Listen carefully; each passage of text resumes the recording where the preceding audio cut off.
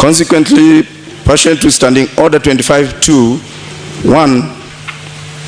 I gave notice of today's sitting to honorable members and the general public by Gazette Notice number 3934, which was published in the Kenya Gazette on Wednesday, 3rd April 2024. Accordingly, honorable members, this special sitting is properly convened. Recognition of the invited guests. Your Excellency, it is also the custom of this assembly to recognize invited guests seated at the Speaker's gallery. I therefore wish to recognize the guest as highly communicated, Honorable Governor. Inviting His Excellency the Governor to address the House, honorable members, distinguished guests, ladies and gentlemen, it is now my singular honor and privilege to invite His Excellency the Governor of Nairobi City County to address this special sitting of the County Assembly.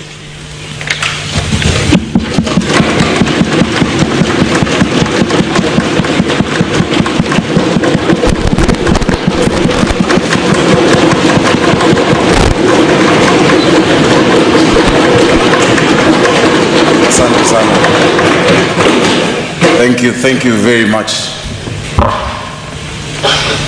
The Right Honorable Speaker of the Nairobi City County Assembly, the Deputy Speaker, the Nairobi County Assembly leadership, honorable members of County Assembly, distinguished guests in the gallery, and I'm very happy to see the Chairman of the Revenue Authority of Nairobi, the Chairman of Nairobi Water Company, amongst others.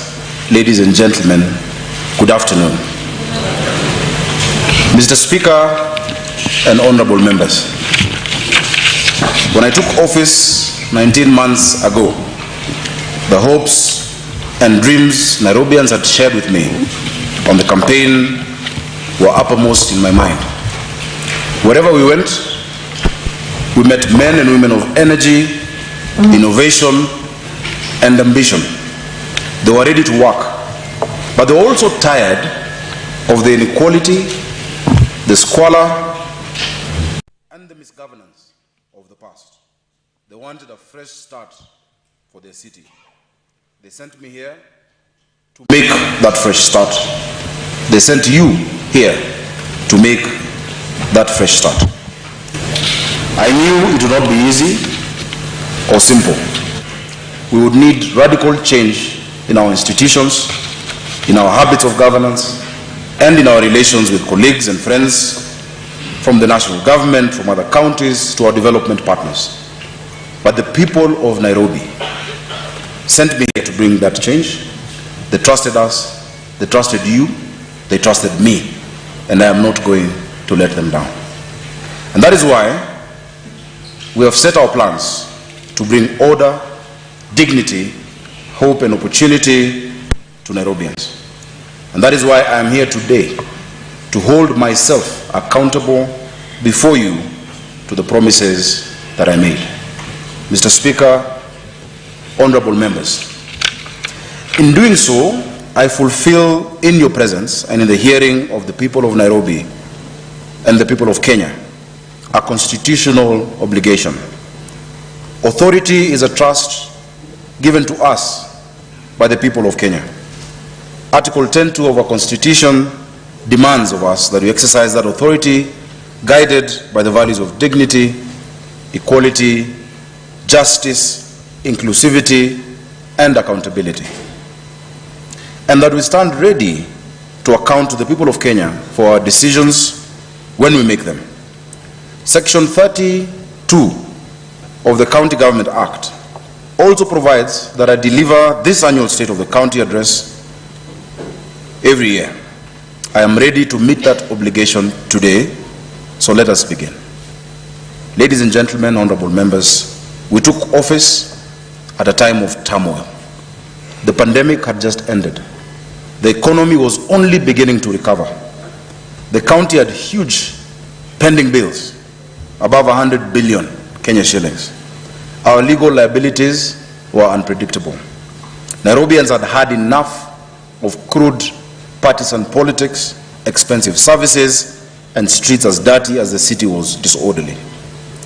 The administration of this county suffered because leaders were deeply divided by partisan affiliation.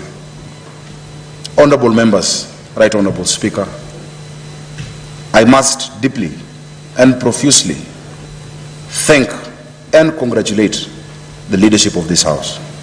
The Right Honorable Speaker, Ken Okeo Ngondi, CBS, incumbent. Inshallah. The Deputy Speaker, Kados. The leaders of majority and minority parties, Peter Jateso Imotok, Anthony Bishop Kiragu Karanja, their deputies, Mheshimiwa Kaende and Mheshimiwa Waithera Chege, the whips, Moses Nyangaresi Ogeto, whom we wish speedy recovery. I had a chance to visit him and we keep talking. He is recovering very well. And we pray that God brings him back to the strength and the candor that we are used to in Moses Nyangaresi Ogeto. And of course, Mark Mugambi Macharia Ronaldo. And their deputies, Joyce and Stazo Omungala. And of course, our elders, Dr. Wilfred Oloch Odalo Care, who doubles up as chair of budget, and his PhD is on a speciality. And Dr. James Maura Shege as well, who is a staunch apprentice of CARE, for helping us bridge that divide, helping us work together as one family, the Nairobi family. I want to thank you, because in the history of Nairobi County, there has not been 19 months like the one we have had since the beginning of this country. Congratulations, honorable members.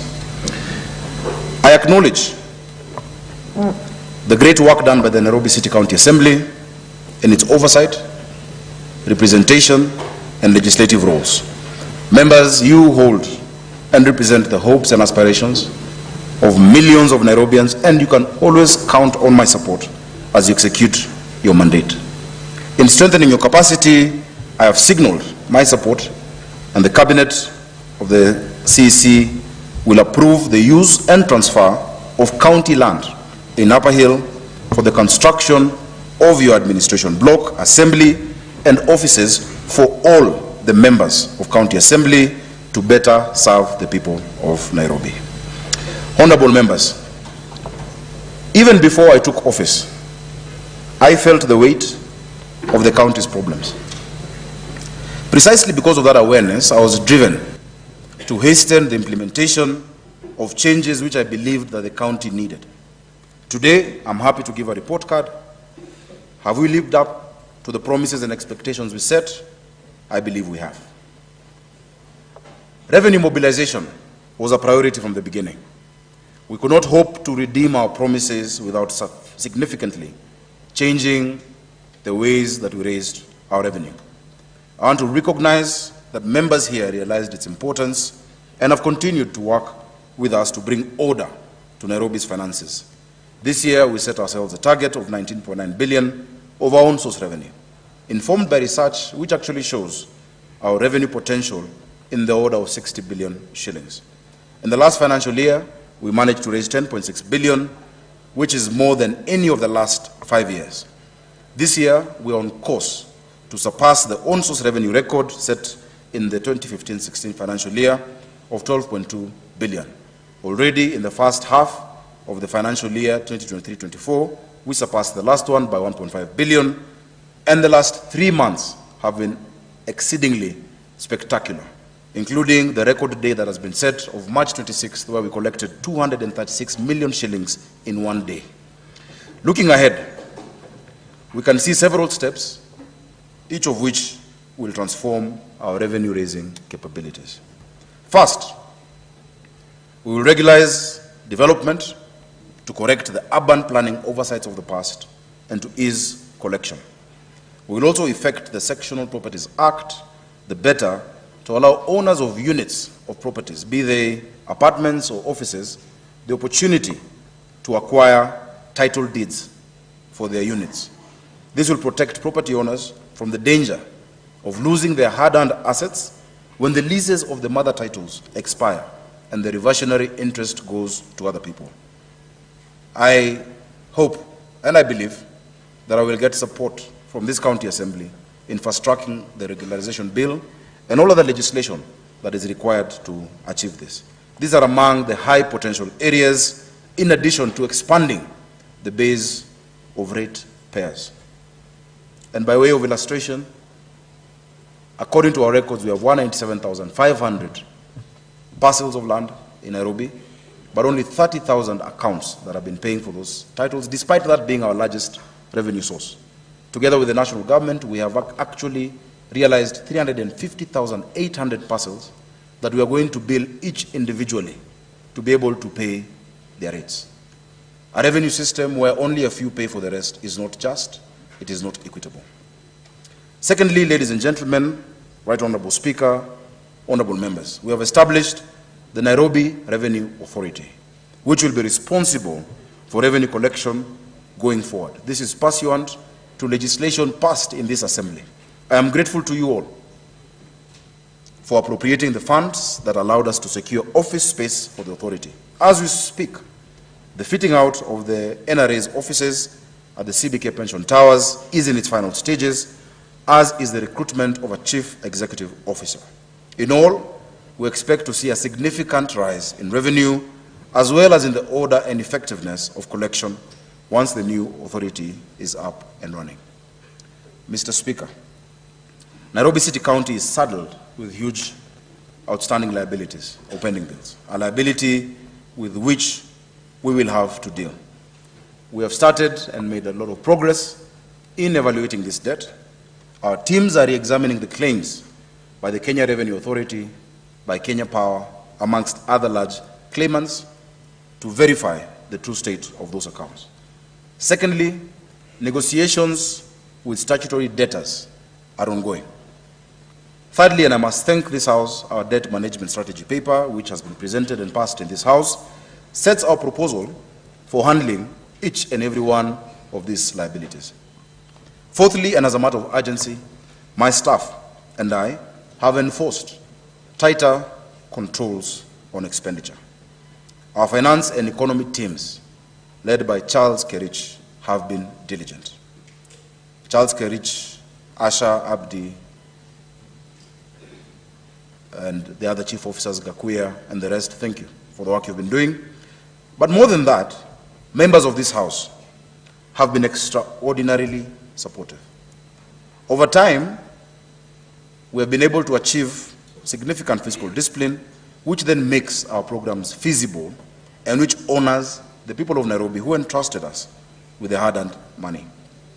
We have also maintained, as difficult as it was in the beginning, our no-cash policy in government, ensuring that our revenue streams are digitized.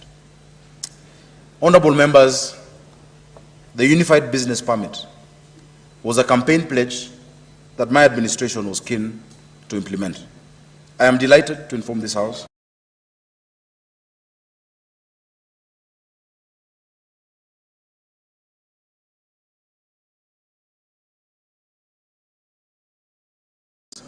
to seek different licenses. All licenses are available in a one-stop shop. We have encouraged Nairobians to seek services online through our portal www.nairobiservices. Physically, over the counter, please come to our recently revamped customer care center at City Hall Annex, where you'll be served. These customer service centers or client service centers were envisaged in the County Governments Act 2012, Section 119, and I'm proud to note to you that Nairobi City County is the first county to establish one. For the last 3 months, members, the county has been offering civic education on the Unified Business Permit and helping customers to create online accounts. Beginning this month, And members will remember that we discussed this in our recent retreat. We will resume enforcement to ensure compliance. The county government has developed an enforcement application or app that will allow targeted and efficient interaction with our clients, aiming to encourage compliance. The era of county askaris, of running battles, and I'm sure the informal mayor of the city, Mheshimiwa Kwenya, will attest to it, running battles between our enforcement officers and hawkers are a thing of the past.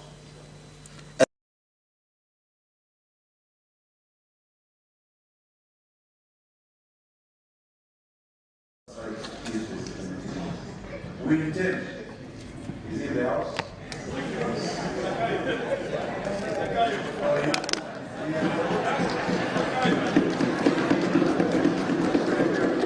official names I know is Honorable Sakaja, members, we intend to. And this has been occasioned by our new approach to enforcement of compliance, which includes depth and continued engagement with business members.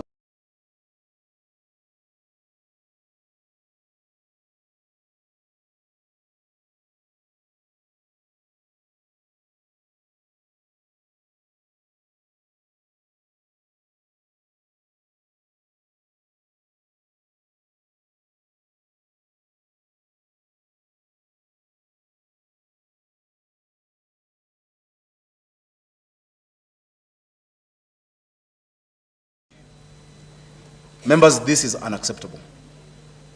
We will not tolerate this. We must let our enforcement officers do their work. Obstruction of government officers fulfilling their mandate is a crime punishable by law and will be dealt with firmly. The people of Nairobi affirmed their desire for a city of order. Order will be maintained. To set the record straight, members, and to be clear, there is no problem whatsoever in recording officers as they perform their duties. If anything, it leads to increased accountability. You can even shoot a movie if you want. What we will not accept is obstructing them or inciting the public to turn against them as they perform their duties. Order will be established and order will be maintained. Honorable members, I really expect your support in protecting our officers, but ensuring that they also have accountability for the work that they do and that they treat the people of Nairobi with dignity. That is an affirmation that we have made. That is an affirmation that we intend to keep. Part of the proposals we have is to introduce, once the assembly passes, the use of body cameras on our officers so that the whole story can always be seen. When somebody takes a 3-second clip or half-a-minute clip and blasts it on social media, always half of the story is told. But just like a coin, there are 2 sides plus the other side. There are actually 3 sides. Let us have the full story and let us affirm the integrity and the dignity of Nairobi City County government officers. Members, I hope that you will support me on that. This financial year, honorable members, ladies and gentlemen, the county government kicked off E-procurement to inculcate transparency and efficiency in the process of onboarding suppliers, as well as in receiving and accounting for goods and services. It was long overdue. Our manual processes were prone to delays and abuse. Many times there were cases of fake LPOs printed in River Road or other places that we said we have to move away from. E-procurement, ladies and gentlemen, has brought back sanity. I want to affirm to you that there shall be no turning back from E-procurement. The county's economic planning subsector has received accolades, and I must congratulate them, led again by our CC and chief officers and Mr. Sianga. Accolades for coming up with the best county integrated development plan, CIDP, our development blueprint that has been emulated by other counties. Nairobi leads and others follow. I'm immensely grateful to this assembly, and especially to the Budget and Appropriations Committee, led by Honorable Ker Odalo, for your support, and all the members, and all the 23 members of the Budget and Appropriations Committee. Asanteni sana, may you keep working with diligence as you set an example for other counties. The Ward Development Program, an initiative close to the hearts of honorable members, close to the heart of the governor, close to the heart of Nairobians, has ensured equitable distribution of development funds across all of the 85 wards of Nairobi. We have raised the allocation from 17 million to 23 million shillings per ward. WDP has tarmacked the first county road in Udhiru-Rudhimitu ward. It has laid the first cabro in Jadhaine in Zimmerman ward. It has seen the completion of the state-of-the-art Uhuru Sports Complex in Kariobangi South. And I'm sure there are many, many success stories across your wards. There are now 85 projects worth 1.92 billion that are currently underway. I want to assure you that you will continue to receive my total support. Mr. Speaker, thank you. Mr. Speaker and honorable members, let me now turn to our work to satisfy the value of dignity. It is complex.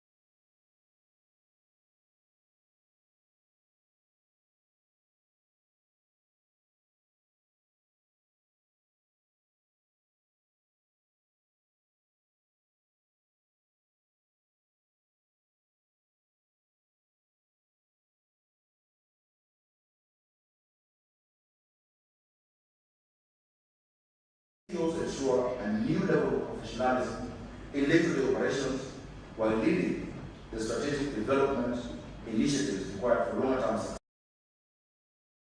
Quite a number of wins to report. I want to start with Mama Lucy Kibaki Hospital, which recently opened the first public eye hospital in Kenya, the Mama Lucy Kibaki Eye Hospital in Umoja 2 Annex, where every day about 300 patients are seen and more than 20 procedures. That is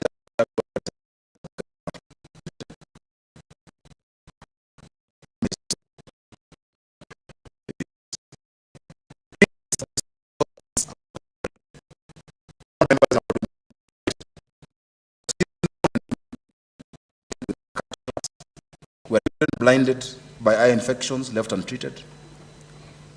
You all know, all of you who are here, that sight is the most prized of our senses. Its loss or damage is life-changing.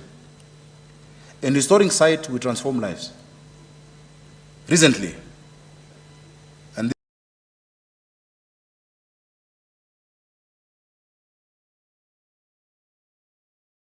had been blind for 50 years. He refused to leave the hospital because after years of not being able to see, he thought that if he left, he will stop seeing. We had to encourage him that he will still see, even as he left the hospital. It was so heartwarming seeing him exchange jokes with his son, asking his son, "So this is how you look after 51 years. I thought you were more handsome." It was really heartwarming. That story is shared with many, many families. In that hospital, we are manufacturing spectacles. In that hospital, surgeries are performed. The blind are seeing. Thank you to the County Assembly of Nairobi. Mr. Speaker, sir, honorable members, we have also established the Mama Lucy Kibaki Intensive Care Unit, the first ICU facility to be established in this county since the advent of devolution. We have established a blood bank that was in the manifesto. We have established a renal unit. Anyone who has borne the burden of mistreatments or avoidable harm simply because a bed in a renal unit or an ICU was unavailable will appreciate what a step this is for the people of Nairobi. We have brought other services to that facility. We have opened an orthopedic and trauma center, which consists of 2 theaters and a 20-bed capacity ward. We have a new reconstructive surgery center, and we've also opened an integrated mother-child healthcare center which offers breast and cervical cancer diagnosis and treatment, amongst other services. Last year, we installed a new neonatal ICU at Mbagathi Hospital. As I said at the time, it was a project we prioritized because we had seen the dire consequences of delay and congestion in treating newborn babies, especially those born before their time, the premature births. The new unit at Mbagathi is the latest public ICU in Nairobi. It comes complete with 4 high-need beds, 20 incubators, and highly technical and professional staff. In fact, one of our doctors there, Dr. Manyasi, was part of the team that performed the first intrauterine blood transfusion in the history of this country at Kenyatta National Hospital. We are proud of Dr. Manyasi and the entire team that is there, led by the CEO, Alex Irungu. The CEO of Mama Lucy is Alfred Wekesa. The CEO of Pumwani is Christine Kitusho. The CEO of Mutuini Hospital, soon to be actually named Mama Rachel Ruto Hospital, is Dr. Obwanda. But I can pledge that we'll open more so that Nairobi's mothers and their children live lives of dignity. In particular, the NICU, or the neonatal ICU, at Pumwani Hospital will be completed this financial year that ends in June this year. Thank you, Chairman Health, for the support you've accorded the executive in performance of their duties. And I must thank the committee. When you had visitors recently, you acted like Nairobi County. May God bless you. Ladies and gentlemen, I have amazing news. We are very close, in fact hours, to formally completing the agreements of reversion of Mama Margaret Uhuru Hospital in Kariobangi North. I know Mheshimiwa Matach and my best friend Munuve compete on whose ward it is in. Mheshimiwa Matach says Korogosho at the fence. Mheshimiwa Munuve says it's Kariobangi North. I will give the final determination.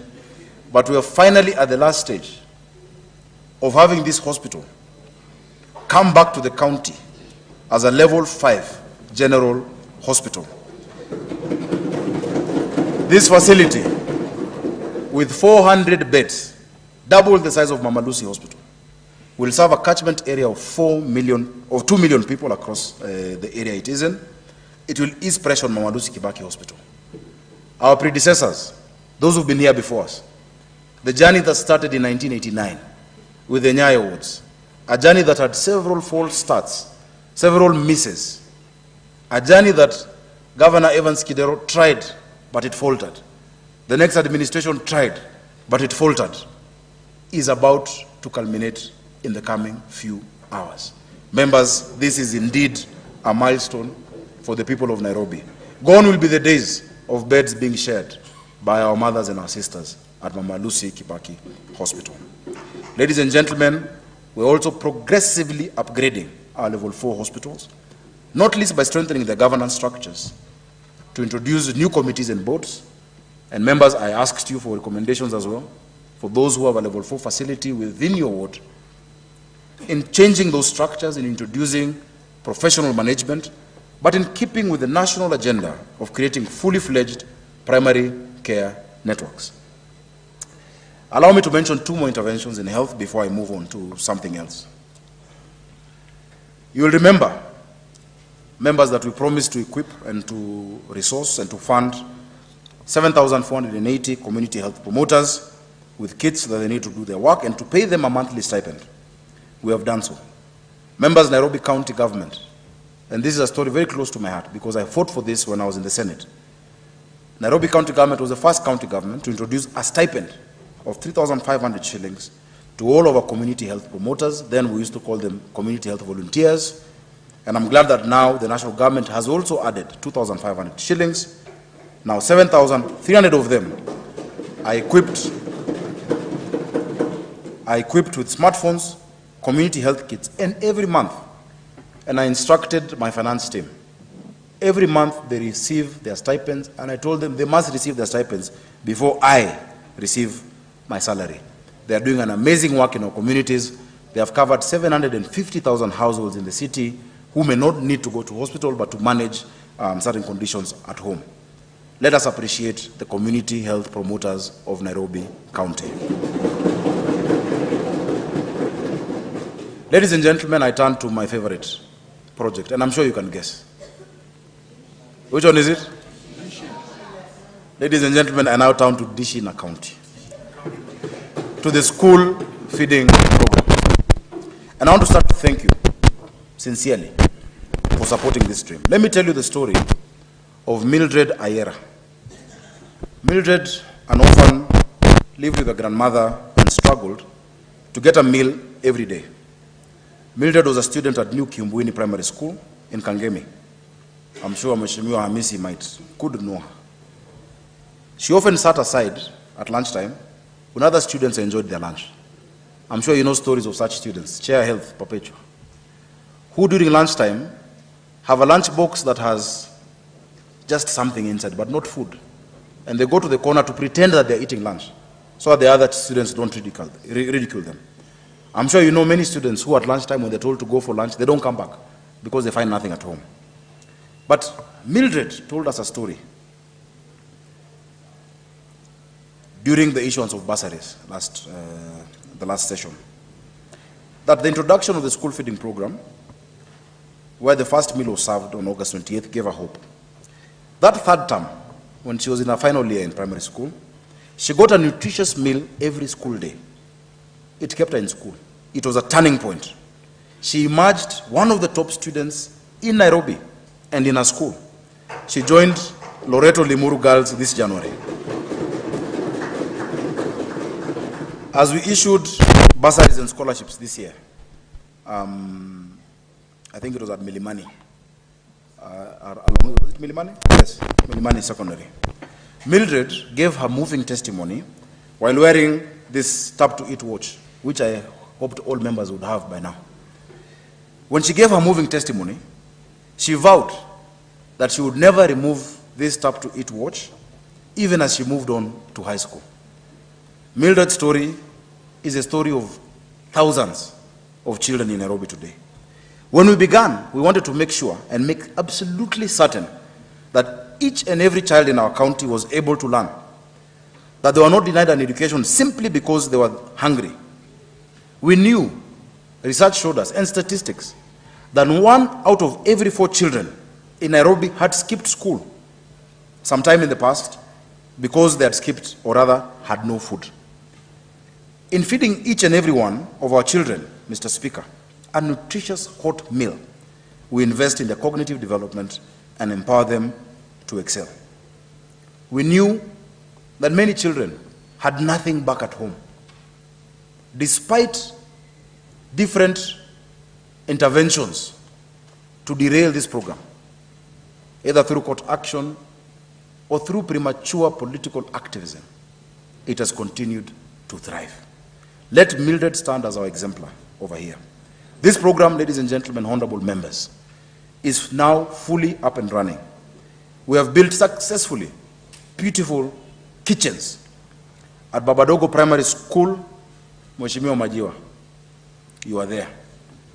At Kayole 1 Primary School, is that Wairia or is Mofai? Mheshimiwa Wairia, thank you. At Njiru Primary School, Mheshimiwa Carrington, Heho. At Rosambu Primary School, where is Honorable Kimani Mugo? At BD Primary School, that is possibly Honorable Kimemia, thank you. At Toi Primary School, that is Honorable Davidson Ngibwini, DNG. At Farasi Lane Primary School, that is Honorable Alvin Palapala, 003. That is a private one, eh? But I'm sure Honorable Stazo would not agree. At Mudangari Primary School, that must be Honorable Robert Alai. Oh yes, Nyangaresi, Ogeto, Kileleshwa Ward, Kilimani Ward, where I live. At Race Course Primary School, Simba, Honorable Wahinya. And at Mukuru Kwanjenga Primary School, Honorable Kimondo. You will attest that those kitchens are indeed serious structures. Each kitchen is a central kitchen that serves between 10 to 15,000 meals a day. Honorable members, you have done a spectacular job. Every single day, 184,000 children in Nairobi eat a hot, nutritious meal. That is a commitment I made to the people of Nairobi. That is a promise I have kept. That is a manifesto item that we have ticked. No program of this magnitude or importance succeeds in isolation. So allow me to thank the parents, the teachers, the development partners, our county assembly, and the good people of Nairobi County who have made it possible. I must also thank the French government. During the Africa Climate Summit, when I took the French Minister of State, Chrysula, to Olympic Primary School, and she saw thousands of children excited at the meal, she offered us €1 million through our implementing partners, Food for Education, that ensures that even that parent who cannot afford 5 shillings, that no child will ever be removed from a line of lunch in school, told that you have no money. Every children, each and every of our children will eat. Right now, great people, we have the largest school feeding program in our history. Unlike previous programs, which were either limited to a small proportion of the enrolled school-age population, or had wide coverage but supplied only one food item. I'm sure many of us might remember those of us who grew up in the city, maziwa ya Nyayo, that would come every so often, once in a while in our schools. We bring nearly every child in a public primary school or ECD center a full balanced meal, and we'll have complete coverage by the end of the year. In the last 2 weeks, Honorable Speaker, I have broken ground for more kitchens. I went to Uhuru Gardens Primary School in Langata, Honorable Akama, we were together. Then went to Mutuini Primary School in Dagoretti South, where we broke ground, Honorable Mato Mbugwa, we were together. And of course, the leader of minority, tulikuwa hapo. We broke ground in Donholm Primary School, and Honorable Mungala could not believe his eyes. In Embakasi East, Honorable Stazo, we broke it. We then went to Dandora 1 Primary School. Honorable Alan Mainagaduko, you remember. After that, we drove at a good pace to Ndururuno Primary School in Madare constituency. Sorry? That is in, Ndururuno is in? It is in Kiamaiko, not Mlango Kubwa. Honorable Ndoch, we missed you, but we were told you were away. But you are represented by your Member of Parliament, Honorable Oloch was there. And thereafter, we went to Umoja 1 Primary School of the indomitable Ororo, Mark Mugambi Masharia, where we broke ground, but Honorable Masharia knows how to turn my knobs and made sure I bought sodas for everyone, including the neighbors. Thank you so much, Honorable Mark Mugambi Masharia. The construction is ongoing of those 7 kitchens. We will shortly break ground in Zawadi Primary School. Honorable Nixon Okwacho Juma, we are breaking ground. I want to thank you and thank your Member of Parliament, Honorable Yusuf, for the support, because they insisted that that kitchen must be built at Zawadi Primary School because of the informal settlement of Kiambio that is next to it. The idea was to take it to a different school, but they insisted, and they have even moved critical infrastructure that they will replace using CDF to make sure that that kitchen works. Members, we have many children in Nairobi who don't go to our public primary schools. They go to informal schools known as APBET, Alternative Provision of Basic Education. As we mobilize more resources, and you know these schools, these are informal schools because over the years, Nairobi, after systemic regimes, did not invest in school infrastructure for our children. Members, you remember when we broke ground in Roysambu, and I was really moved. I think I shed a tear. It was a 3 billion shilling tear, because out of that, we have received 3 billion shillings over the next 3 years to build classrooms in primary schools and ECDs. For our ECDs, I want to thank the Budget Committee because we have agreed that we shall put 500 million shillings every year so that each and every ward, including wards that might not currently have a school, will start having ECD centers starting this financial year. The national government, and I must thank His Excellency the President passed in the supplementary budget 1 billion shillings for primary school facilities in each and every constituency. Members, in the next 3 years, we might do something that is unheard of, that we'll be able to have left this assembly having created more classrooms than you found when you were sworn in this third assembly of the county of Nairobi. And so what we have said, as we mobilize more resources from our various partners, we have brought regulations to the assembly to create a governance structure of school feeding so that we can have a board that includes the private sector, development partners, have a secretariat, and so that Nairobians can decide to adopt a child, to support them for a month, to buy a meal for a day, to buy a meal for a year. As we do that, we intend to cover all of our schools, meaning the children in these informal schools, the ABET schools, a school where on Sunday it is a church, on Monday it is a school, in the evening there's a meeting of women, the next day there is karate. Each of those schools will be mapped out to a public primary school in the fullness of time, and those children at lunchtime will go to the nearest public primary school, have lunch, and go back to their schools. I want to tell you, the children of Nairobi, whether they're in public primary schools or in informal schools, are our children. They look up to you, members. And I'm sure Mheshimiwa of Gatina is very happy because he took me to that meeting in his ward with the ABET schools. Thank you, members, as well, because you reduced the license from 10,000 to 3,000, payable once per term. May God bless you. May God bless you so deeply.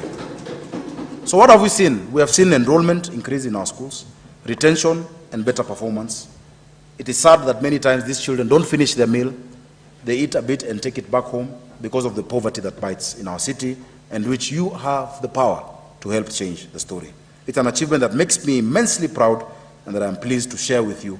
It is not my achievement, it is the achievement of this county assembly, of the county executive, and of the people of Kenya, but mostly of the children of Nairobi. Mr. Speaker and honorable members, climate change and environmental sustainability are now integral parts of our planning, our decision making, and our implementation of programs. What then are we doing to preserve the dignity of our people's surroundings? Firstly, we have collected more than 450,000 tons of solid waste in the last 6 months through our own internal capacity. Now, it is still not at the level that we need if we are to meet the expectations of the people of Nairobi, but rest assured, with your support, it will continue to rise. Secondly, we continue to acquire the equipment we need to keep the county clean. We have acquired 10 skip loaders, 27 tippers, 120 assorted skips. We are set to receive 24 refuse compactors. Those who remember Camero. 24 of those are coming there in the high seas. Thank you for passing that in the budget in the coming weeks. Additionally, we will distribute more skips to our markets and to other high-use locations before the end of this financial year. In tandem with our work, we have licensed 298 private service providers and will still license more if they meet our standards. Members, we need to keep Nairobi clean, and we're perfectly happy to work with the private sector and others to do so. That is why we have also issued 14 new recycling permits, and we have accredited and registered 104 new community-based environmental organizations. Members, as I intimated to you before, we need your support because the biggest scourge we have is that of illegal dumping. We have established zones, we know where the trash needs to be taken, but people within our wards, youth who many of us know, after the Green Army has cleaned, come and dump. Kindly support us in bringing this to an end. Members, we are on track in our efforts to establish a 45 megawatt waste-to-energy plant in Dandora, given that the PPP is in the final stages of negotiation. We have already awarded China National Electric and Engineering Company, who have done similar work in other parts of the continent and in the Middle East. The setting up of a waste-to-energy plant has been the subject of discussions for decades. It has been a story. Every mayor has spoken about it, every governor has spoken about it, and there's been no headway. Ladies and gentlemen, I'm proud. First, that no one has come as far as we have been able to, but that the groundbreaking of this factory, and I want to invite all of you, will be a historic milestone that will benefit the people of Nairobi for decades to come. Earlier on, one of the proposals was to move this waste-to-energy plant away from Dandora. The people of Dandora have suffered for decades. They have suffered from the stench. They have suffered respiratory illnesses. Why then would you pass the benefit to a different part of the city? The first people who should benefit from the waste-to-energy facility are the people of Embakasi North and Dandora as we move to the rest of Nairobi. I think it is fair, it is equitable, it is the right thing to do. Of course, what I hope to see as the Dandora Power Company will be able to produce energy for the whole of Nairobi. But you first start from where they have endured suffering, including having a respiratory ward in one of our hospitals. Isn't it equitable for us to do it there? I think it is the right thing for us to do. Members, and this one I know you know very well, we have recruited 3,500 youth into the Green Army.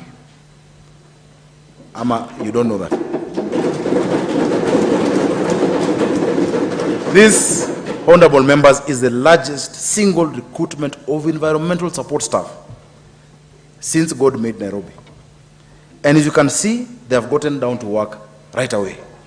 Many of you have seen them in your neighborhoods as they clear and clog drainages and as they cleared it in preparation for the highest bits of El Nino.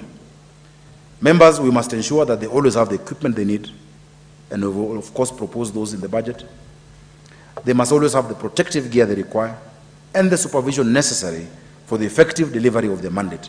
In every part of the city, in every ward, you know these people.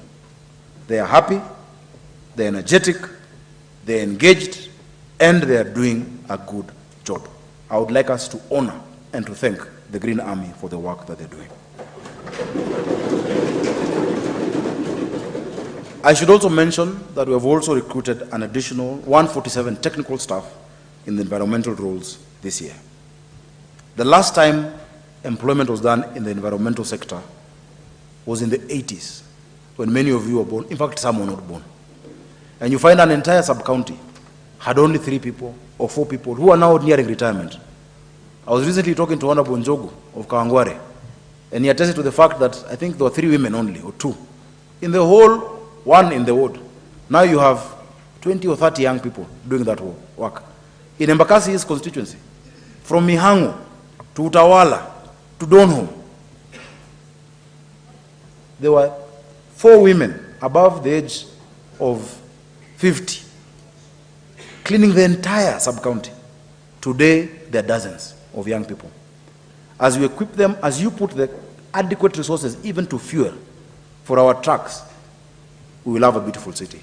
Now we want them to move on to beautification, to planting of trees, to planting of flowers, so that we can restore the glory of the city of Nairobi. Rome was not built in a day. Neither was Nairobi. We will get there. You can expect to see more of that energy and innovation as the force gets down to work this year. The team has been critical in unclogging of drains, in tree planting, in beautification and maintenance of our parks and open spaces. We recently had torrential rains. Those torrential rains really shook the city in many aspects. This time, it was not about drainage. It was not about dumping, because there's no illegal dumping on the expressway. It is not about buildings, because there's no building there. It was the sheer amount of rain. I want to really ask us to consider and commiserate with those who lost loved ones. I spent hours at Country Bus trying to find the body of a police officer, Chisire, a gallant officer, who had rescued 4 children. And when he went to close the store, a string of shops of containers built on drainage, the ground collapsed under him and he was swept away.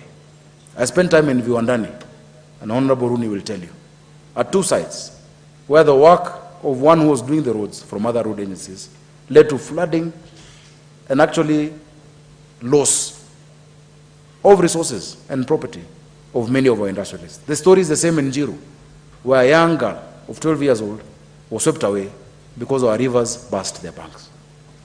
Even as we do what we must do in increasing the infrastructure for drainage, members, when we come to your wards and the structure is put in the wrong place, whether it is a kiosk, or a container or a shop to save lives, and we need to move that structure. Kindly support that. Because the temporary support of those few people doing that business will never equate the loss of a life in the city. I am sure, as I can see you nodding your heads in affirmation, that you will support that cause. Mr. Speaker and honorable members, we are not yet there, but we will get there. We have cleared more than 150 dumping sites. You can see the maintenance on all the tree curb squares, the flower gardens, the medians and shoulders within the CBD. We are currently rehabilitating walkways in the lower parts of the CBD, Accra Road, Latema Road, Race Course Road, Tomboya Street, River Road, as well as serious walkway and asphalt works at the Parliamentary Square before the opening of the new parliamentary offices by His Excellency the President in the coming few days.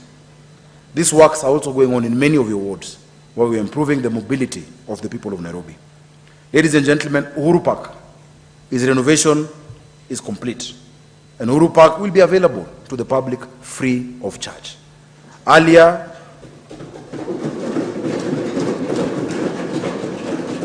there were proposals to charge Nairobians to use Uhuru Park.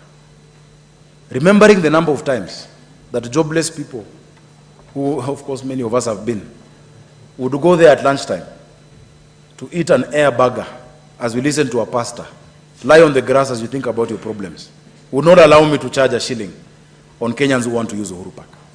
What we shall do and what we have put in place, a management system from the gate, that when you come in, you will be able to leave your ID for us to make sure there is security, to know who has come in there, so that we can also not have the wrong people lazing around in that place or creating insecurity.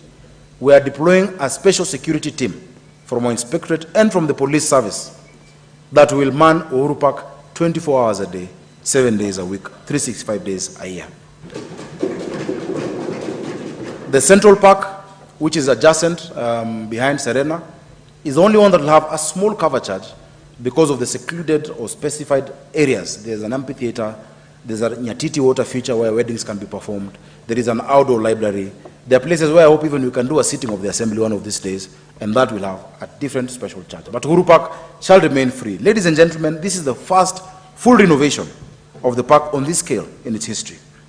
When we got into office, the works were not complete, but we made sure that we were able to complete those works properly and get the handover from the contractors and from the Kenya Defence Forces. I invite every family in Nairobi to visit and see what has been done for you. But please, the people of Nairobi, let us use the new facility with due care for other Nairobians. When we opened it over Christmas, towards the new year, there was a slight issue of the plane where happy and jubilant Nairobians decided to sit on the wing of the plane and it broke. I think we should allow people to see it a bit more. They'll get used to it, and we have to repair it. Let's take care of what we have. It has been done by taxpayers' money. You see they're from Embakasi East? Yes, yes. Ladies and gentlemen, honorable members, we intend to have such parks across the city, not just Uhuru Park. We must have such parks for recreation, relaxation, and rejuvenation of the mind, body, and soul. We have undertaken landscaping and maintenance. The Mundimbingu and Muratina roundabout beautification is complete. The TRM traffic island is near completion, including an ablution block, which we passed in the assembly. We will complete the refurbishment and maintenance of Central Park, of City Park, which of course is also coming back to us after it had gone to the KFS during the NMS time. Jivanji Gardens right here in the CBD, Kamkunji grounds within the next 18 months. We intend to come to Jacaranda grounds.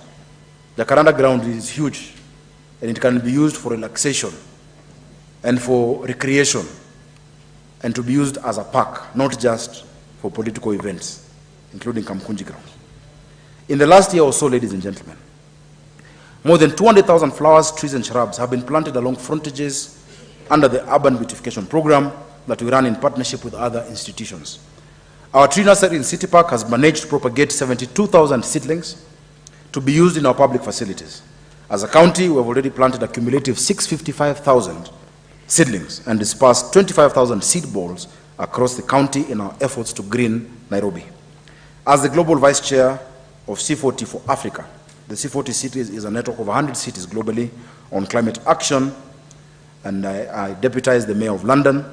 I am proud to inform you that we have doubled the number of air quality monitors in the city of Nairobi and passed the Air Quality Act, which will govern our efforts to make sure that the air our children breathe is clean. Here too, ladies and gentlemen, I'm proud to say that we have kept our promise. Recently, the Office of the Governor of Nairobi was awarded the first International Finance Corporation World Bank EDGE certification to be the first certified green government building in Africa. I am grateful.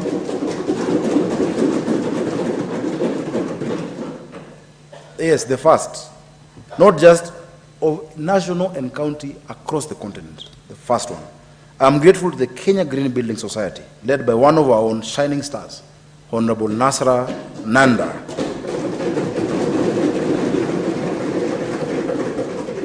for leading this initiative. Thank you for your belief in Nairobi.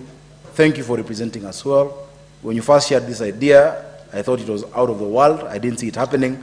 But today when you walk to the office of the governor, from the VIP entrance, you will see a globally recognized certification from IFC EDGE World Bank. Thank you, Mheshimiwa Nasra. Mr. Speaker, honorable members, when you introduced those in the gallery, I saw someone being uploaded. So let me reflect briefly on our work in the water sector. In the last year or so, Mr. Speaker,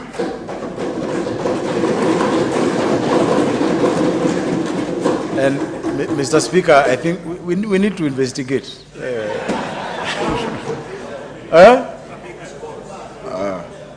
I am told Engineer Muguna is Akotop.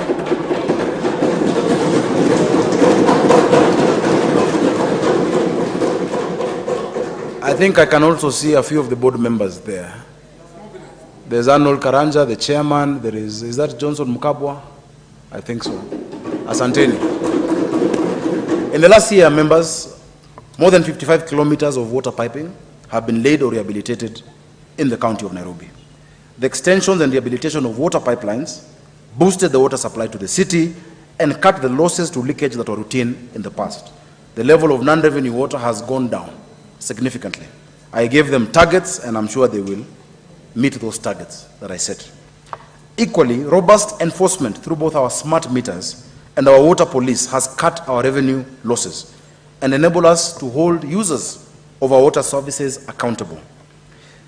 In light of the gap between the county's requirements and actual supply, we have worked closely with the national government to conclude the Northern Collector Tunnel 1, which we expect to deliver 140 million liters per day once complete. Members, I think you know the challenge of water in Nairobi. I think I have explained it many times. Nairobi County only had 4 sources of water when we got into office, since 1904. Recently, actually last Saturday, I went to Kikuyu Springs. Kikuyu Springs was the first source of water, produces 6,000 cubic meters, built in 1904, between 1904 to 1910. The second one was built in 1928 in a place called Ruiru, in Ruiru Dam. The third one, I don't know why we're uploading, I'm sure there's no member from Ruiru. The third one, honorable members, was built in Sasumwa, in Nyandarua County. Sasumwa Dam gives us 16 million liters of water every day. And the final one, between 1994 to 1997, is in Dakaine Dam, that gives us 84% of our water. If you add up all of those 4, ladies and gentlemen, and the people of Nairobi, we only receive 525.6 million liters of water a day. The demand of water is 870 million liters. It shows you there is a gap. There was a stalled project called the Northern Collector 1 that had been stalled for a long time. Members, I am proud to announce to you that I knocked all the doors. I have followed up with the national government, with the president, with Athi Water Works, with our donors. We have been able to pay all the waylifts. Just 2 weeks ago, the MD of Athi Water asked us to help get permission from Kenha to do an open cut, which they got, so that the water can come from Northern Collector 1 and Karimeno, yes, and Karimenu, 25 million liters per day from Karimenu, and 140 million liters a day from Northern Collector 1. The valves have come. In the next few weeks, we're going to have an additional 140 million liters of water coming into our pipes for the people of Nairobi. I did not stop there. When you see me traveling, it is not to play golf, because I don't play golf. When you see me traveling, it is to find for you and for the people of Nairobi. We have been able to secure $100 million from the government of South Korea to help us develop Northern Collector 2, which will give us, and Maragua 4, which will give us 220 million liters of water additional. Currently, our Nairobi Water and Sewerage Company, through our Department of Water, led by CEC Ibrahim, are working with the National Treasury to conclude the funding documents for the development of Northern Collector 2 and Maragua 4, meaning that in the next 3 years, it is going to be possible for us to completely forget the issues of lack of water. But beyond that, we must think of the next million liters of water coming to Nairobi. The reason we're in the problem we are in is because the last source was developed thinking about the population of the year 2002 of 2 million Nairobians. Today we are 5 million and counting. So allow us to also think into the future as we prepare for the city of the future. We will soon ease the water rationing schedule. Those who receive it twice a week will get it more times a week. Those who receive 4 times a week should be able to get it every day of the week, but with the requisite pressure, because pressure is what is required for us to also even be able to use technology like SCADA to monitor where there are leakages, deliberate or not deliberate. Members, we have been working with the national government on the water police. There are many parts of our city where unscrupulous traders have breached our water pipelines to produce water and to sell water to different people, either through bowsers or directly piping. I remember stopping on Airport North Road. That must have been Kimondo's ward. What looked like a kiosk selling normal sweets and confectionery and groceries. There's a lady who had actually put 16 pumps underground. She had diverted water from our major pipeline. And those 16 pumps were supplying water to flats and apartments.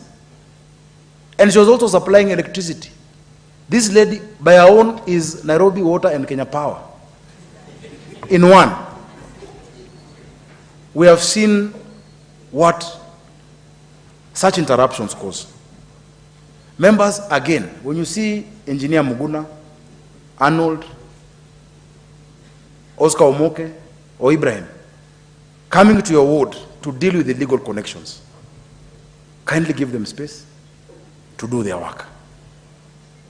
Today, the people of Langata, for the first time, are receiving water, maybe not to the requisite pressure because we are moving there, but for the first time in decades, because we had to concretize part of the pipeline going there.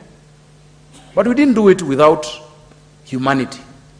We also made sure that the people in the informal settlements of Kibra can also get water to different points. And I'm sure Mheshimiwa Jera, Mheshimiwa Lawi, Mheshimiwa Masitsa, you can attest to it. And of course, Mama Network, you can attest to that is what is happening today in Kibra. Even if we want to help our young people with car washes, we can do it in a proper way.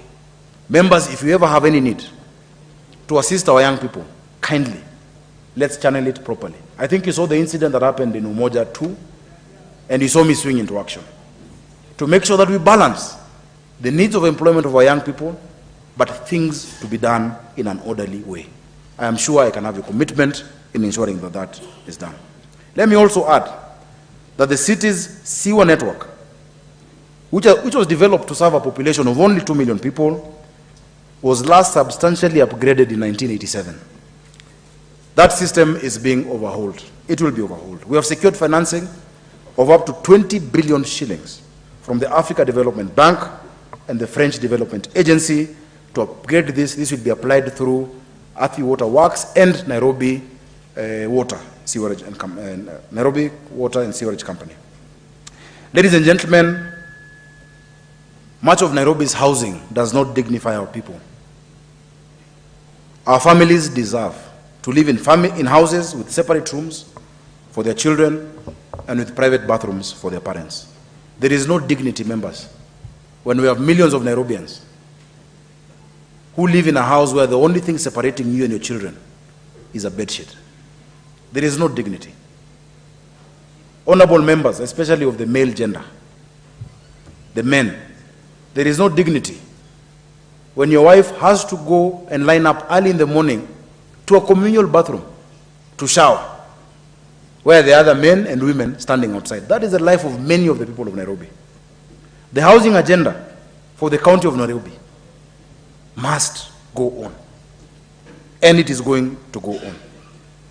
Our urban renewal and affordable housing plan will make it possible for us to begin building these dignified homes that our people deserve. Members, we intend to do the work we're doing. You know, we've awarded 6 estates. We also intend to partner with the national government because they have a fund with money. The place that this fund needs to be applied the most is Nairobi. There is no part of this country with more informal settlements than Nairobi. Earlier this year, I said that long-term residents, those who stayed in Jericho, those who stayed in Bahati, those who stayed in Woodley, those who stayed in these old houses that belong to us as a county, will be able to convert their past rent payments into payment for their new homes. Each and every resident who lives in our houses, where a card has been passed from a father to a nephew, to a daughter, to a son, they will get to own those houses and they will pay for service charge.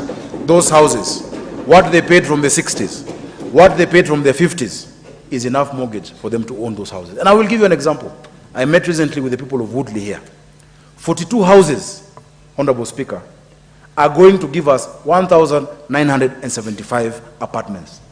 Will it not be greedy and unappreciative for the county again to demand those 42 people to start paying as if they have come today? Don't they deserve those houses? I will bring that to the assembly because you have to pass it. But let us think of these people. But ladies and gentlemen, every cloud has a silver lining. Through your speaker, the Right Honorable Ken Okeongonde, who has a very colorful past in the entertainment sector, as I did, together with your leadership, the leaders of majority, minority, and the whips, I am committed, and please take me seriously, read my lips. I am committed to ensuring that each and every one of you in this assembly, as well as in the executive, get to own a house in the city of Nairobi. You first start from Jerusalem going outwards. Bwana Chaplain, I hope I am saying it correctly. All of you will own keys, because as we seek to give dignity to our people, we must first start by giving dignity to their leaders. We must give dignity to our workers, to our staff who've been here for decades, and when they retire have nothing to show of their hard-earned sweat. So that one we shall do. Mr. Speaker, I know the rules don't allow us to mix languages, but allow me in hyphen, kila mtu apate keja, Nairobi.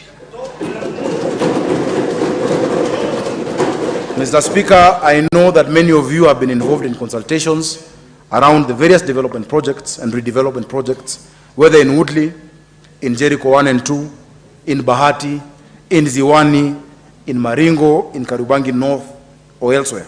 Thank you for your patience. This process was undertaken very carefully and meticulously. We worked with the PPP Secretariat in the national government. We worked with the housing committees to make sure that what we give the people of Nairobi is quality. Not a house where you open the door and the window opens, but a proper unit where you can be proud to call your home. Additionally, the World Bank, through the State Department of Housing and Urban Development, has helped us with financing 2 major projects of improvement in our informal settlements. The procurement for the first round done by the Nairobi County Government, a sum of 557 million shillings, has closed last month. We've identified sites in Embakasi, in Kayole, Soweto, Mheshimiwa Magoba, you know, you call me every day about it. It is coming. Mji wa Huruma, Mheshimiwa Fiu, always on my phone, it is coming. Kambi Moto in Huruma is also coming.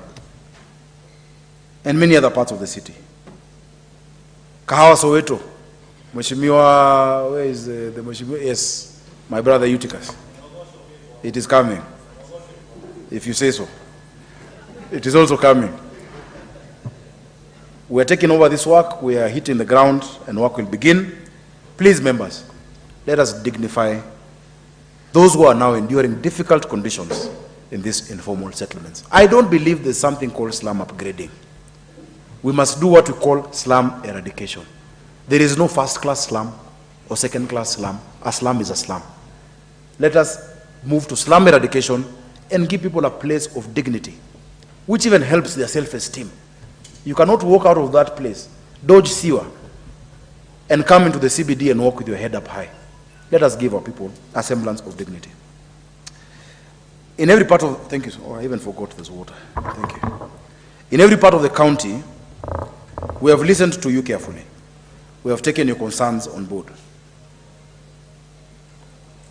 We will continue to do so as we hasten construction and redevelopment so that eventually every family in Nairobi has a home that dignifies them.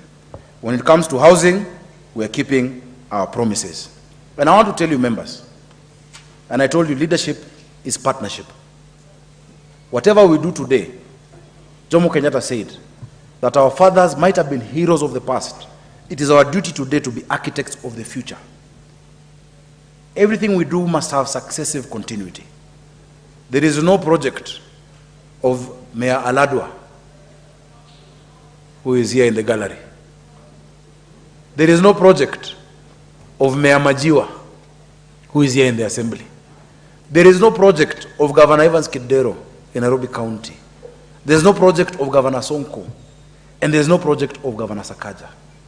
Every work we do is for the people of Nairobi.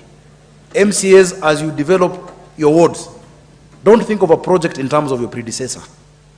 If it had stalled, complete it. It is for the future. It is for other generations to come. Leadership is partnership. Secondly, we have issued more than 3,000 title deeds and leases to Nairobians long and justly deprived of the property. We have issued title deeds to our schools and other public facilities that have been left insecure in their property. And we will continue to do so. We've had cases of land grabbing of public facilities. We shall not accept it anymore in the county of Nairobi. I'm very happy. Some of the projects we've broken ground on were from lands that were previously grabbed. Mheshimiwa Samora will tell you of Clay City. The Maji Mazuri market that is coming on 5.4 acres of land was built on a piece of land where somebody was trying to sell it to the county just a year ago. That is our land. We shall build that market. Mheshimiwa Martin will tell you the market we broke ground on, 244 million shillings in Mutuini, is built on land that had been previously grabbed. We said this land belongs to the people of Nairobi. Construction is on. Is it ongoing? Wonderful. And many other parcels, including City Market right here in the CBD, which we have secured, we have fenced, we're going to build on it. We have given titles: Babadoko Primary, Bahati Primary, Fort Hall Primary, Garden Estate Primary, High Ridge Primary, Kabete Primary, Kahawa West Primary School, Kabiru Primary, Clarence, you know they have a title.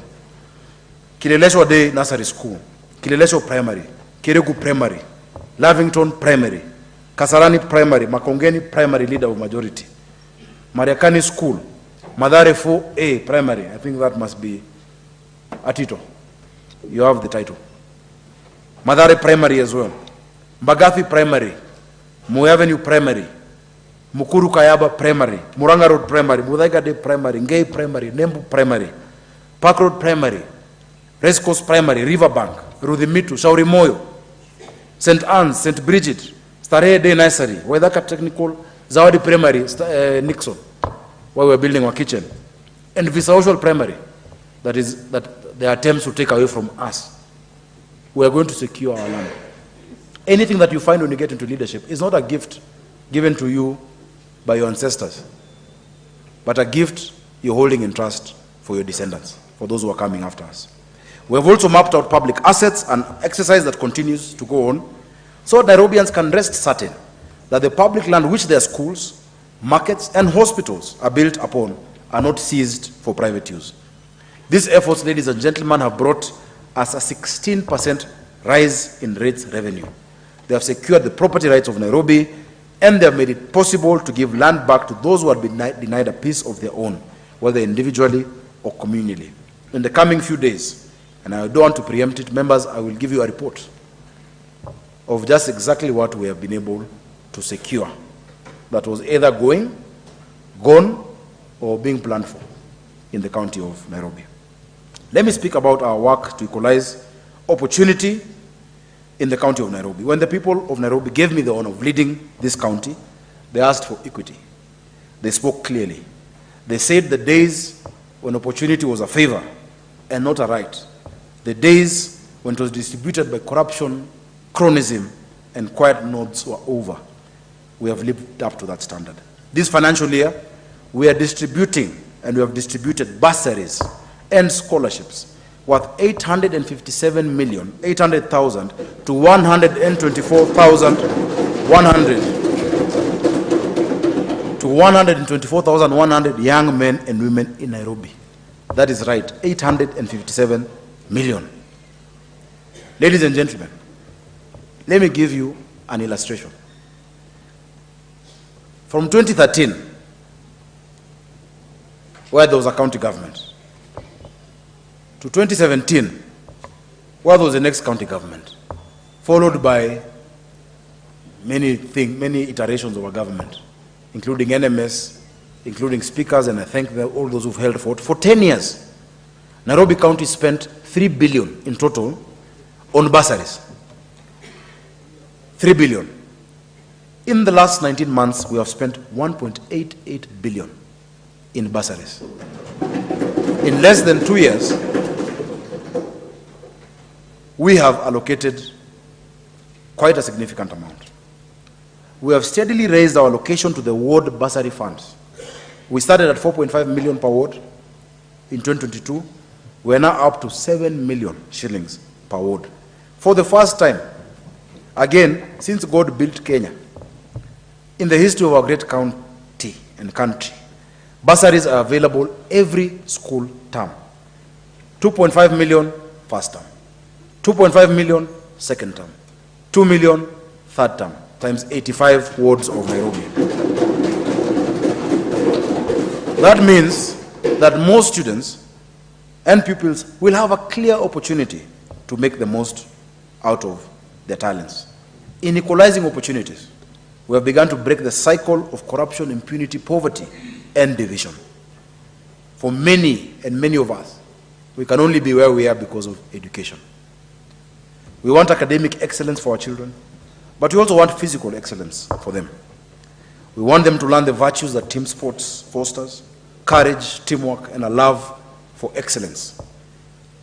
And sports also keeps them out of trouble. But let me tell you, members, you will never have cohesion if you don't have equality of opportunities. You must equalize opportunities. That a child born in Mathare, a child born in Mukuru, must know that they have the same chance at life as a child born in Karen, as a child born in Lavington.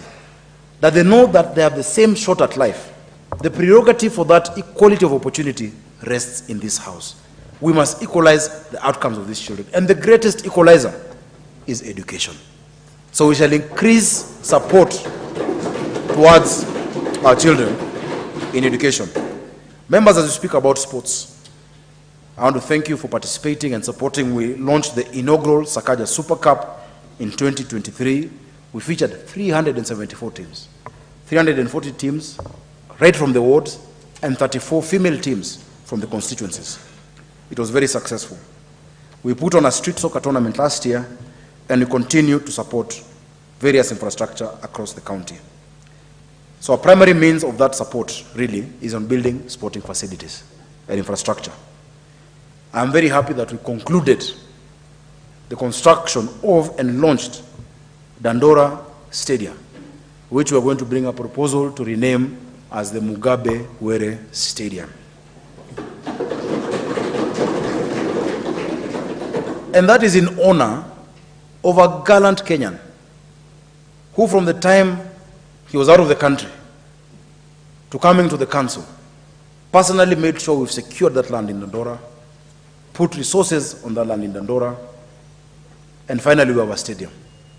We also must acknowledge the former governor of Nairobi, Governor Mike Mbuvi Sonko, because despite many odds, he really was passionate about that stadium. As we always say, it is not how you start, it's how you finish. You must acknowledge Governor Sakaja Arthur Johnson for concluding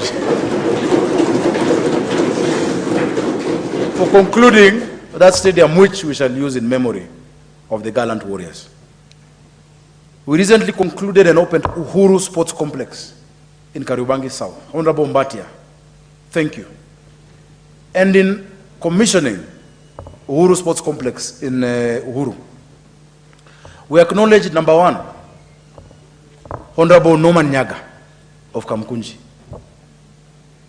Honorable Simon Mbugwa of Kamkunji, because that time it was in Kamkunji. They helped us secure it. We also acknowledged Honorable Yusuf, who played his role at a point. We acknowledged former councillors, Honorable Mbatia, the former governor. Because if it was not for all of those, and that's why I tell you, leadership is not an event, it's a process, it's successive. Leadership is partnership. Today, I'm already seeing a lot of revenue coming in from those two stadia. Members, Mwiki Sports Complex is at 95%. Is Honorable Kago around? Thank you. Is that true or false? True, thank you. Of course you can't say anything else, but thank you for accepting. Mwiki Sports Complex. We had some delays in Joka Denge City Stadium in Makongeni. The contractors are on site, they're back working with speed and alacrity. The same is the story of Woodley Stadium in Kibra constituency. The contractors on site, the works are underway. I would really want us to also find a good name for the Woodley Stadium, that we can also name it, instead of the Mzungu's name of Woodley. We can find a good name for that stadium, just as we are renaming City Stadium to Joe Kadenge Stadium. Joe Kadenge was a gallant footballer. He was a hero of our times. He played for the team which I have been patron, AFC Leopards, Ingwe. So in as much as that is Gor Mahia's home ground, please allow the name of Joka Denge to go up, as has been passed by this county assembly. We intend to move to the next ground of stadium grounds. Pandipieri in Githurai. Githurai were the winners of the Super Cup last year. Mukuru grounds in Embakasi South, who were the runners-up. Where's Honorable Mudhoni? I cannot, there she is. Thank you so much. Mukuru kwa Njenga. Kwa Ruben, yes. Kiumbuini grounds in Kangemi, Honorable Malaya. Ndurarua grounds in Dagoretti South. Is that Njogu or is it Kiogora? One of the two. Umeme grounds in Ziwani, where is Mheshimiwa Mrefu, where we have Kothbiro. From 1979, we have religiously played Kothbiro in those grounds. And the nature of that ground is that that tournament cannot be moved to any other part of the city. Hamza grounds in Makadara need to be looked at. Calvary in Embakasi Central.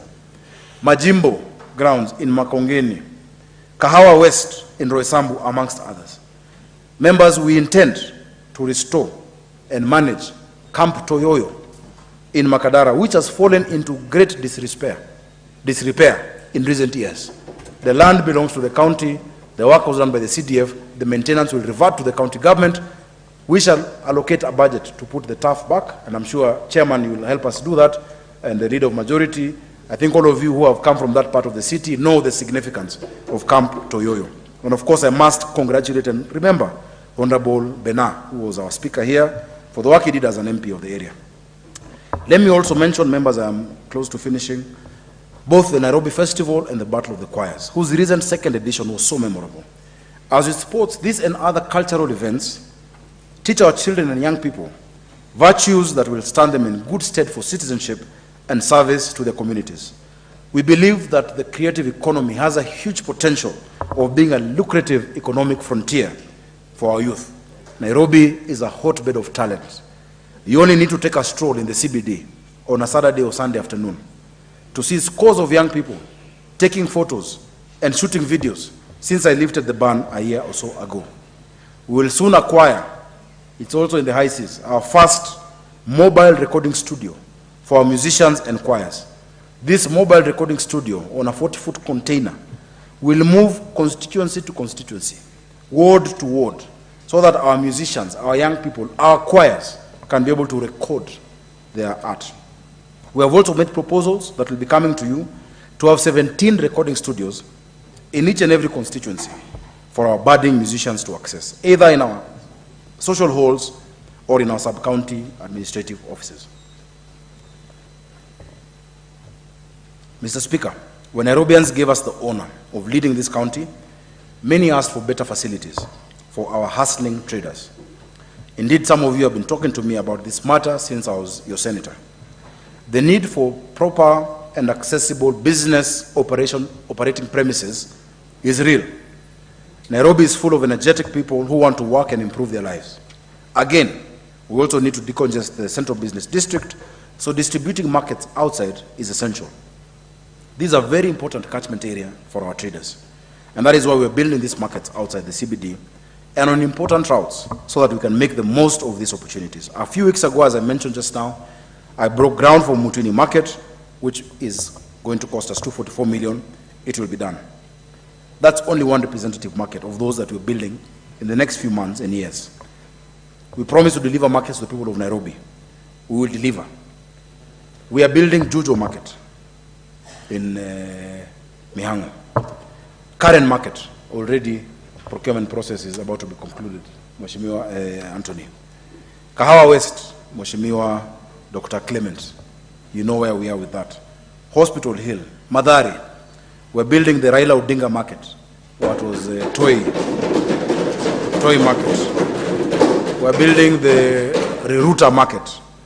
We're building Jiru, Gumba in Madari, and Kariobangi North Markets. Uhuru Market as well, in along Jogo Road. Construction of 4 is ongoing and beginning this financial year. Mutwini has started. The next 3 should include Karen, Jujo, and Uhuru Market. And the rest, just after June, when we get into July, we shall continue. I'm very grateful that the national government has offered to pick up 10 of our markets. And so Maji Mazuri is on course. Ruiru Market, rather Ruai Market is also on course, and many others. But just as we're decentralizing markets from the CBD, we're also moving public services out and bringing them to your neighborhoods. Look, we can all remember how stressful it was to get basic public services. I know we've all been there, going from one office to another office in the CBD, wondering where help would come. There are few things more annoying than not getting the services your taxes have paid for. It had to end. Following extensive public participation, my administration has identified 6 proposed boroughs in the county of Nairobi to which we intend to devolve our services. Nairobi North, Nairobi East, Nairobi South, Nairobi West, Nairobi Central, and Nairobi Southeast. We have commenced the construction of Southern and Northern Borough offices in Kibra constituency and in Kasarani, respectively. We have identified sites for the construction of the other 4, which will commence in subsequent financial years. Allow me to thank you for participating in the public participation processes, and also our members of National Assembly, because they also had a session and they came and gave their ideas. There were historical issues. The Dagoretis, for instance, did not want to be separated. You know, there were issues with Kibra and Nangata. There were issues of Kasarani and Roysambu, and Embakasi South and Embakasi East and Makadara. All of those have been taken into consideration, and the report should be with the county assembly. In the sub-counties, we are working to complete the stalled offices for Westlands, Kasarani, and Makadara sub-counties.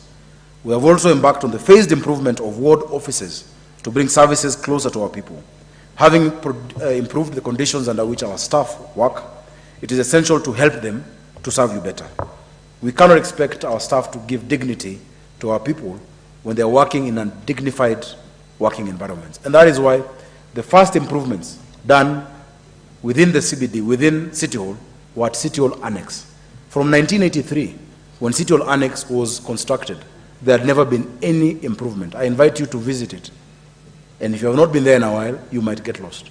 City Hall Annex today stands as a state-of-the-art representation of who Nairobi is. Every Nairobian who needs a service now has to get it promptly and fairly. I have asked each and every sector, and I know they are working on the standard operating procedures and service level agreements of how long it must take to respond to a citizen of Nairobi. We do not need the situation where you must know somebody to push your file or to actually get you responded to. Many of you have endured the frustration of delay and denial of service. These innovations and use of technology are designed quite directly to end those frustrations. What is our vision? Our people without a vision will perish. We must always remember what we're trying to achieve. When you wake up every day, when you leave your families, when you leave your homes, what are we working towards? A few days ago, I was asked about my early memories of Nairobi. We grew up in a city that was orderly. We grew up in a city where there was community, because neighbors knew and cared for each other. We grew up in a city which public services worked.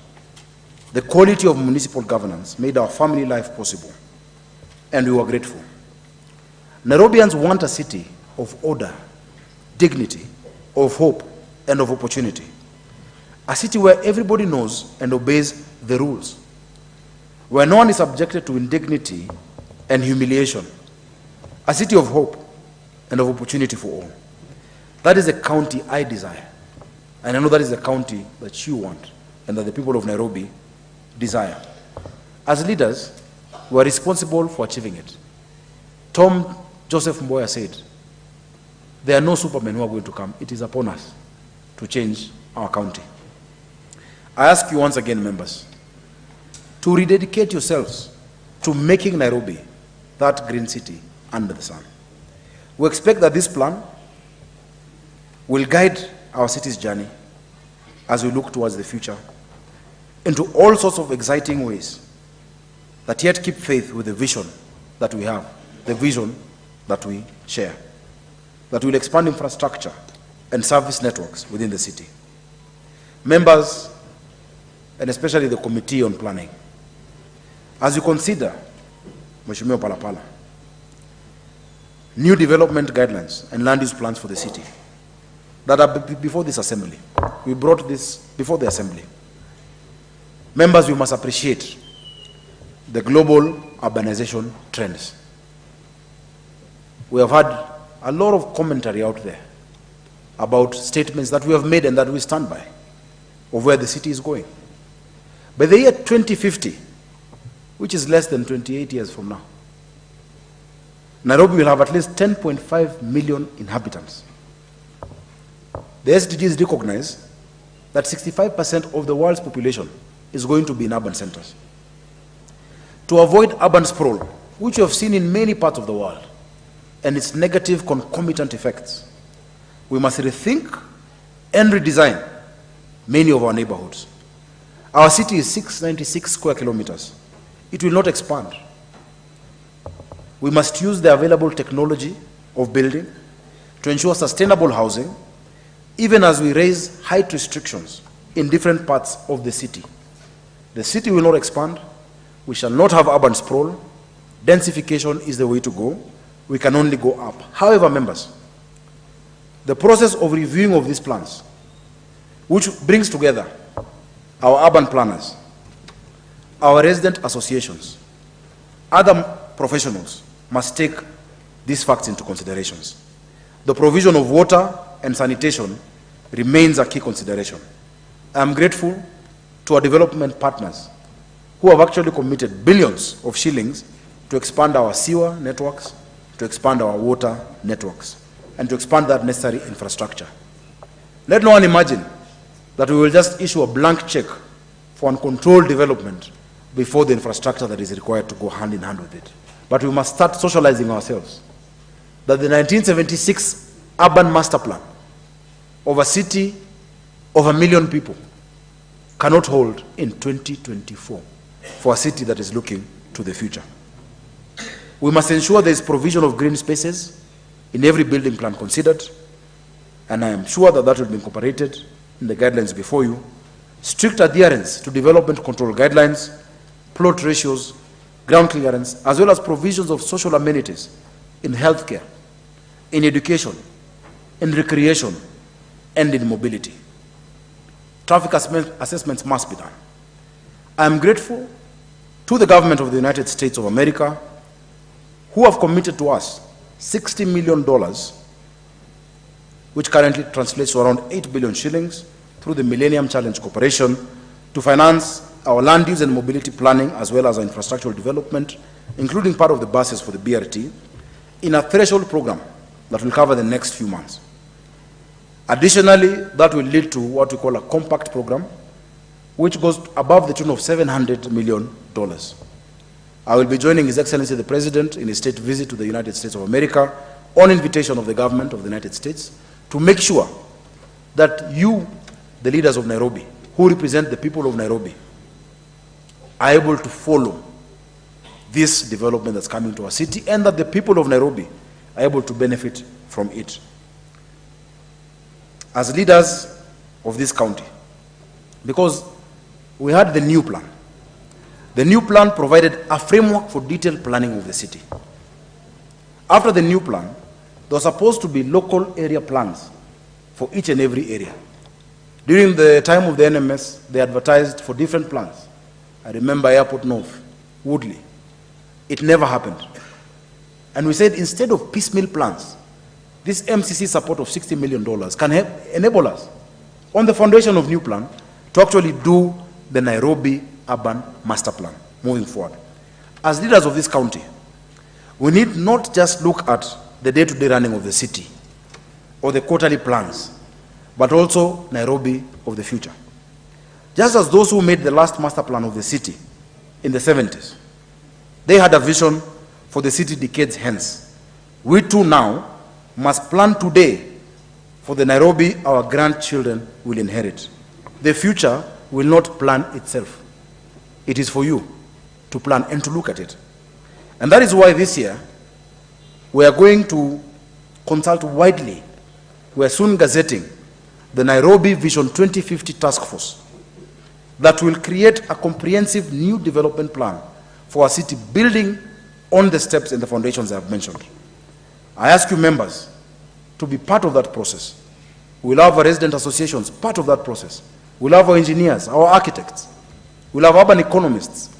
We'll have all the sectors, our traders, our market people, public transport operators, the matatu people. All of them will come and participate in this year-long process of Nairobi Vision 2050. When President Mwai Kibaki spoke about 2030 in the year 2002, people thought it was a long way ahead.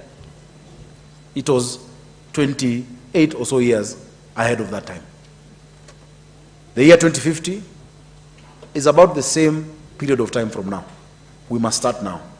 And thereafter, every decade plan, every CIDP, every annual plan, every flagship project shall build into that city, that global hub that God has blessed us with a gift of location, that from Nairobi you can be in New York in 13 hours, that from Nairobi you can be in Dubai in 5 hours, you can be in Amsterdam in 8 hours, you can be in London in 8 hours.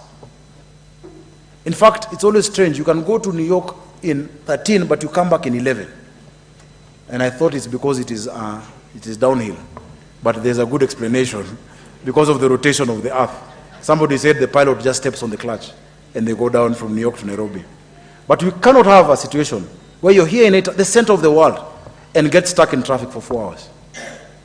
We must take advantage of a global capital, the only one in the world, where you can be sitting looking at animals in their natural, unspoiled, untouched habitat, and in the background is a skyline of a capital city.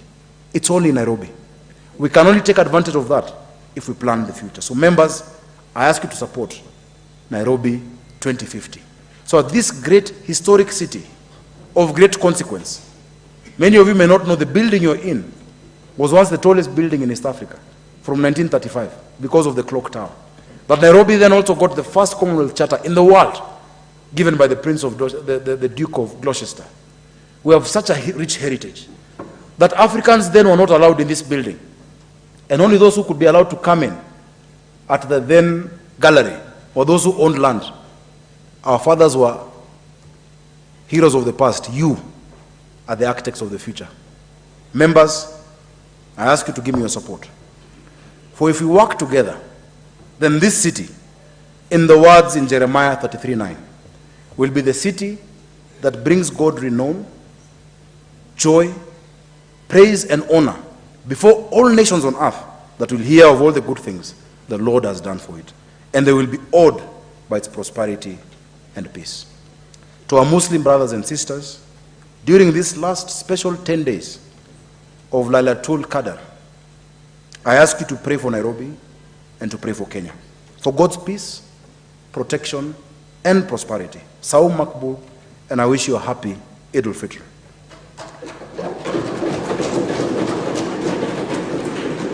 Honorable Speaker, honorable members, ladies and gentlemen, the people of Nairobi, God bless you all. God bless Nairobi. God bless Kenya. Lazima iwaka.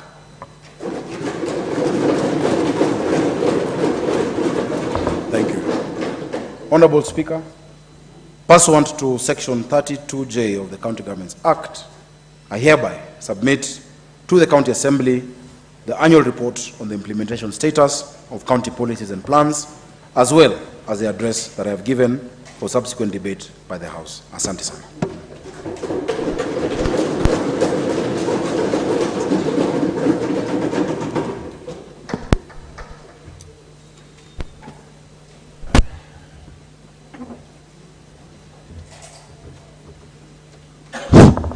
Thank you, Your Excellency, the Governor. Indeed, Governor, you have set the standard.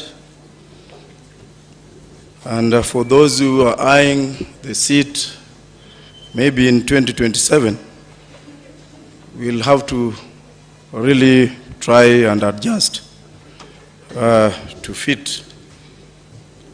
Honorable members,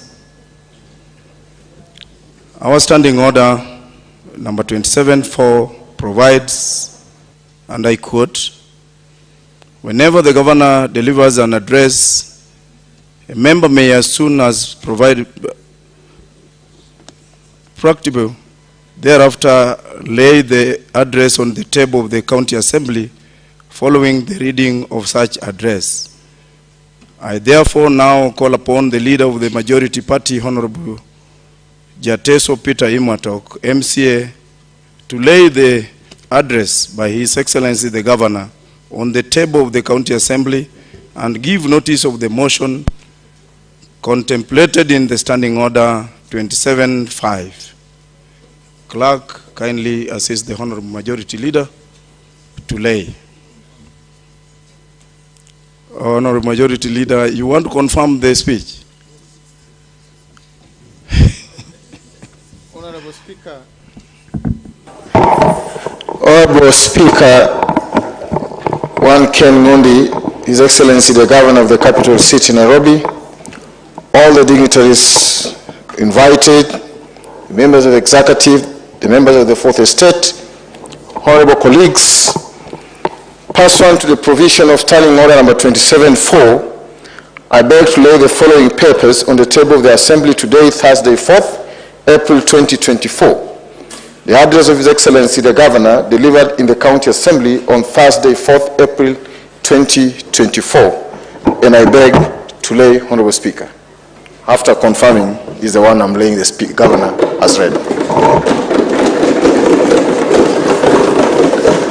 Honorable members, the attention of the chair has been raised to the presence and cognizance of the office of the liaison under Honorable Osman. We have the Chief of the Staff, David.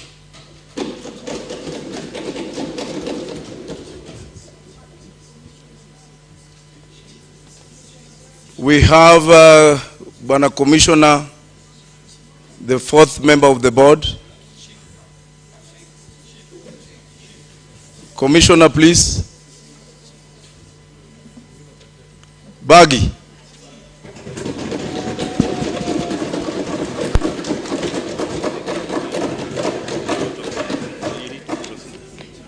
We have our Sheikh, who is going to lead us in a final prayer before I adjourn. Kindly Sheikh, please. Kindly please, Bana Sheikh, lead us in a word of prayer before we adjourn.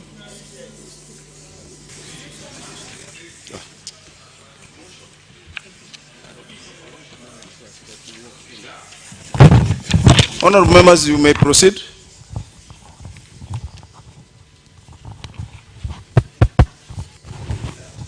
I'm made to understand Commissioner Wino is in the house.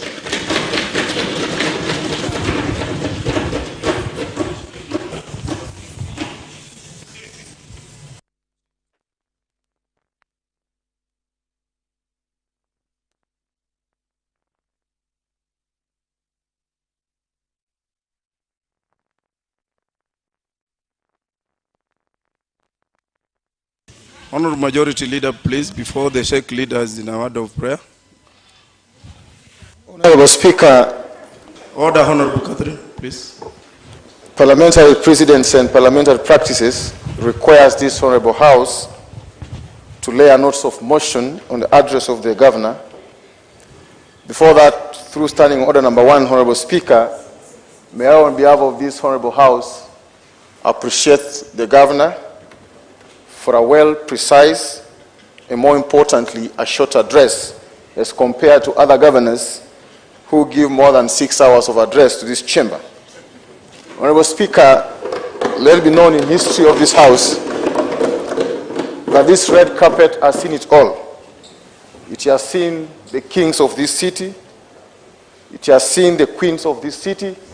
As I've always said, what it has not seen, it has not seen the casket of either of the queens or the kings. Honorable Speaker, based on that, I want to pray for the entire House and the entire citizen of Nairobi that we give His Excellency the Governor ample time and the patience, and more importantly, the support he requires to lead this city. Honorable Speaker, pursuant to provision of Standing Order number 27.5, the thanks of the County Assembly be recorded for the exposition of public policy contained in address of His Excellency the Governor, delivered in the County Assembly on Thursday.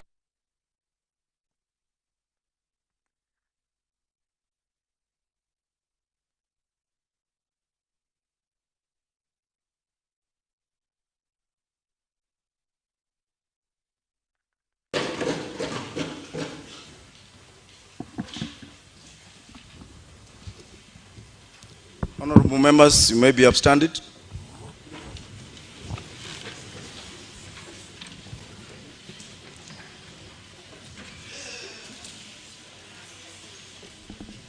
Honorable members, Your Excellency the Governor, we have come to the conclusion of the business of the day, and it is now time to adjourn. The Assembly now stands adjourned until Tuesday, 9th April 2024 at 2:30 p.m.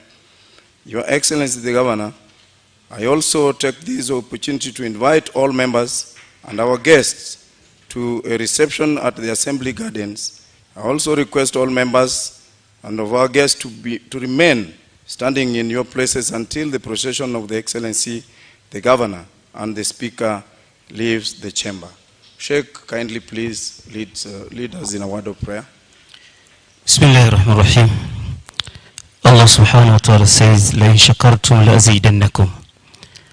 Tunamshukuru Mwenyezi Mungu subhanahu wa ta'ala na atatuongezea.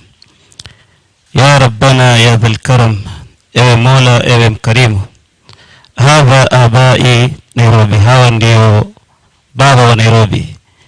Wa abaul abai ni gavana wetu.